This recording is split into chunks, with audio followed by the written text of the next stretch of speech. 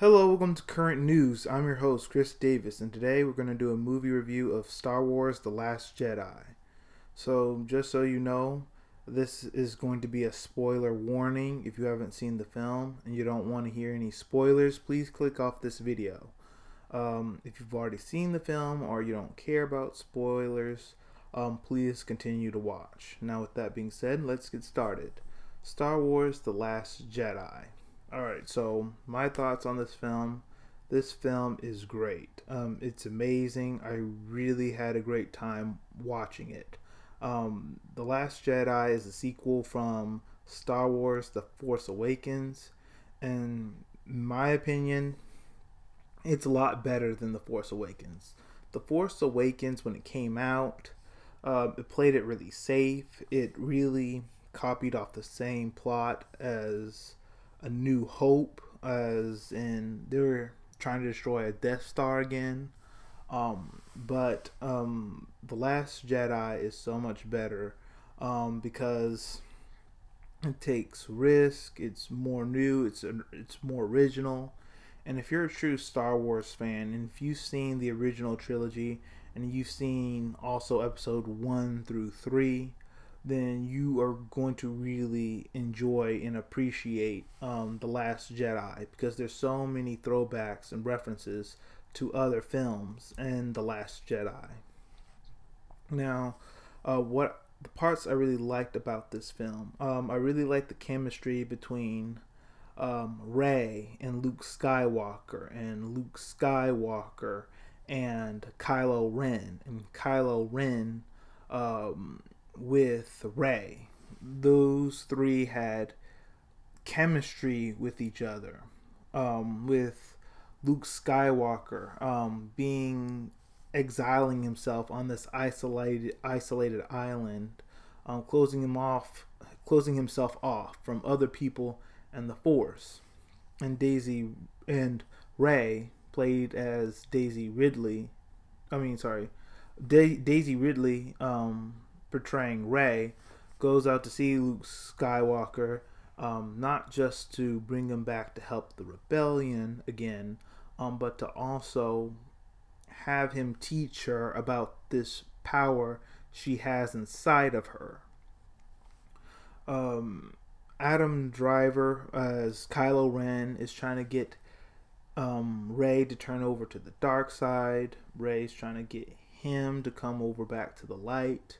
Rey's trying to get Luke back into the fight.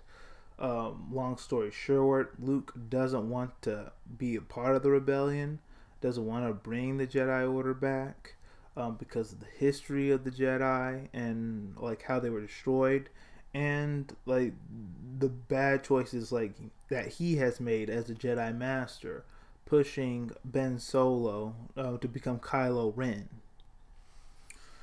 So those three have a triangular relationship, and it just really builds off of each other and makes the story so much interesting and so compelling. I also liked Finn and Rose's part, how they went on their adventure to get the code breaker so the rebellion could try to escape from the First Order. I really loved Carrie Fisher's part as Leia Organa, and her relationship with the impulsive pilot Poe, trying to get him to understand that blowing up everything isn't always the answer. And I really like that part when the First Order blows up the cockpit.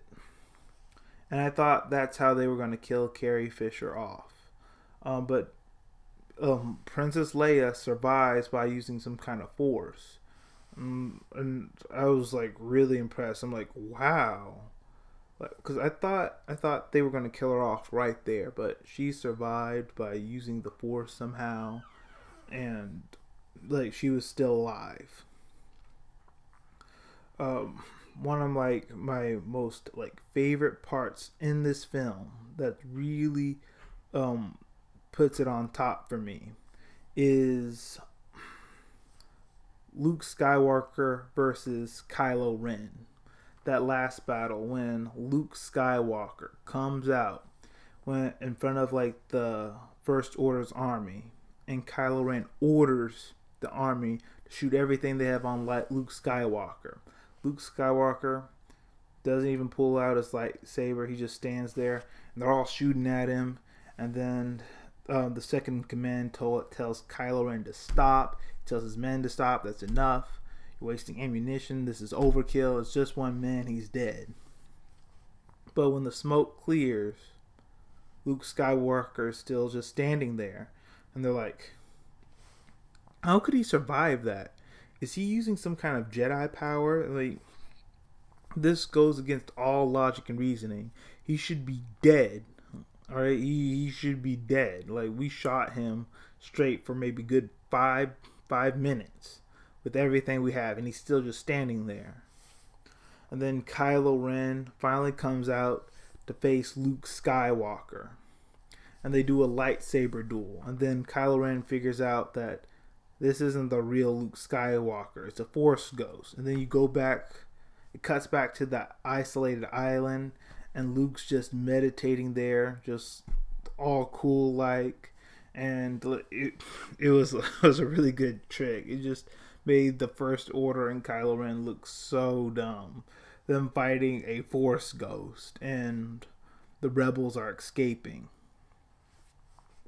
I also want to talk about the references, because I mentioned earlier in this video that this film has a lot of throwback, a lot of references to the older films, and it does. When Rey was meeting Luke Skywalker in that isolated island, it made me think of the Empire Strikes when the Empire Strikes Back, when Luke goes to this isolated planet where Yoda has exiled himself to in order to seek guidance about the Force from Yoda. And the film also made me think about A New Hope, when Luke Skywalker was learning the Force from Obi-Wan Kenobi, just like Rey is trying to learn the Force from Luke Skywalker. And I also thought of A New Hope when Luke Skywalker was battling Kylo Ren.